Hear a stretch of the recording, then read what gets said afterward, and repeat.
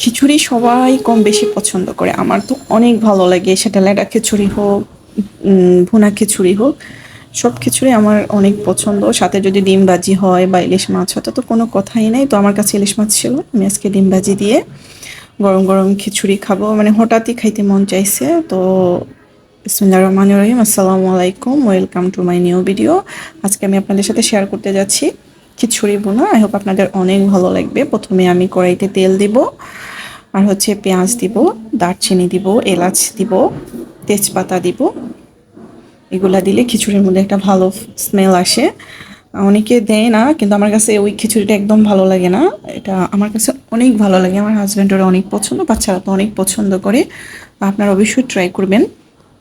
তো এগুলা দিব, এগুলা দেওয়ার পরে এগুলাকে তেলে ভেজে নিব। আপনার পেঁয়াজের সাথে যখন দারচিনি, এলাচ, তেজপাতা দেওয়া হয় তখন কিন্তু একটা আলাদা ফ্লেভার বাইর হয়, যেটা আসলে মানে পুরো বাসায় দেখা যায় যে অনেক মজার একটা গন্ধ ছড়ায়। তো সবারই ভালো লাগে। আপনি যদি এটা পরে দেন তখন কিন্তু এই ফ্লেভারটা আসে না। তো যারা নতুন তারা কিন্তু অবশ্যই এভাবেই করবেন। সেটা আপনি গরুর মাংস রান্না করেন, মুরগির মাংস রান্না করেন, বিরিয়ানি রান্না করেন, পোলাও রান্না করেন, যেটা রান্না করেন এভাবেই পেঁয়াজের সাথে সব কিছু দিয়ে দিবেন, স্মেলটা অনেক ভালো আসে। তো আমি এখানে আদা বাটা, রসুন বাটা দিয়ে দিলাম। এগুলাকে ভালো করে কষাবো যাতে এটার যে কাঁচা গন্ধ আছে সেটা চলে যায়। কাঁচা গন্ধ না যাওয়া পর্যন্ত আমরা এটাকে নেড়ে ছেড়ে কষাবো। তারপর আমি এখানে জিরা বাটা দিয়ে দিচ্ছি, এটা আমি বাটায় নিজেই বেটে নিয়েছি। আপনারা চাইলে জিরা গুঁড়া দিতে পারেন। তবে আমি যখন নতুন নতুন বিয়ে হয়েছে তখন এত কাজ জানতাম না, তখন কিন্তু আমি গুঁড়াটাই খাইতাম।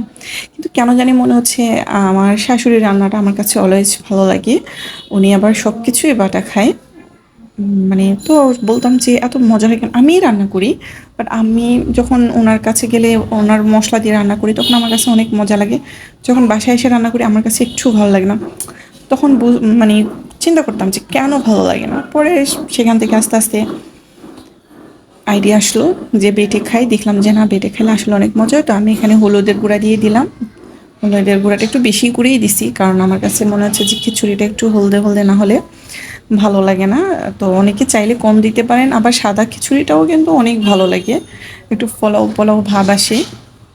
তো যাই হোক, এগুলোকে নেড়ে চেড়ে অনেকক্ষণ নেড়ে চেড়ে রান্না করতে হবে চালগুলা ভাজা না হওয়া পর্যন্ত। না হলে আপনি যখন এটাতে পানি দিবেন এটা কেমন জানি আটসেটেও বেঁধে যাবে।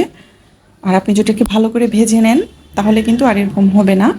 তো আমি এখানে পরিমাণ মতো পানি দিলাম। আমার যেহেতু এখানে আধা কেজি চাল, তো আমি আর ডাল আছে, তো আমি 1 কেজি থেকে একটু বেশি পানি দিছি যেহেতু আমার ডালটা আছে।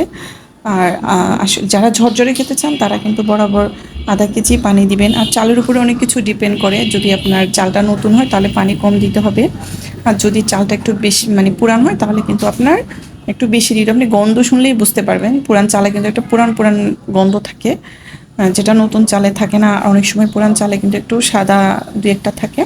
তো যাক, এর ফাঁকে আমি একটা ডিমও ভেজে নিলাম, যেহেতু আমি ডিম দিয়ে খিচুড়িটা খাবো, তো সেজন্য ডিম ভেজে নিলাম। অনেকে ডিম ভুনাও করতে পারে না, আসলে আমি শর্ট ফর্মে করতে চাচ্ছিলাম, তাই আমি শর্টকাট ওয়েতে ডিমটা ভেজে নিলাম। এখন আর রান্না করতে ইচ্ছা করতেছে না, বাইরে প্রচুর বৃষ্টি হচ্ছে। তো চিন্তা করলাম যে শর্ট ওয়েতে কী করা যায়, তখন এই চিন্তাটা মাথায় আসলো। যাই হোক, দেখেন মাশাল্লাহ আমার খিচুড়ির কালারটা অনেক সুন্দর আসছে, আর হয়ে গেছে। হয়ে গেছে বলতে কি, এটাকে আরও একটু ঢেকে দিয়ে রাখতে হবে কিছুক্ষণ। তো এই যে হয়ে গেছে, এটা আরও ঝরঝরা হবে যখন ঠান্ডা হবে, একদম চুলার উপরে গরম গরম এরকমই দেখা যায়। দেখেন ধোঁয়া উঠতেছে। যাই হোক, আমার খিচুড়ি রান্না রেডি, আমার ডিম ভাজিও রেডি। এখন আমরা খাবো। তো আপনারা অবশ্যই অবশ্যই ট্রাই করবেন, আর ভালো লাগলে অবশ্যই লাইক অ্যান্ড কমেন্টস করবেন, পাশে থাকবেন। আল্লাহ হাফেজ।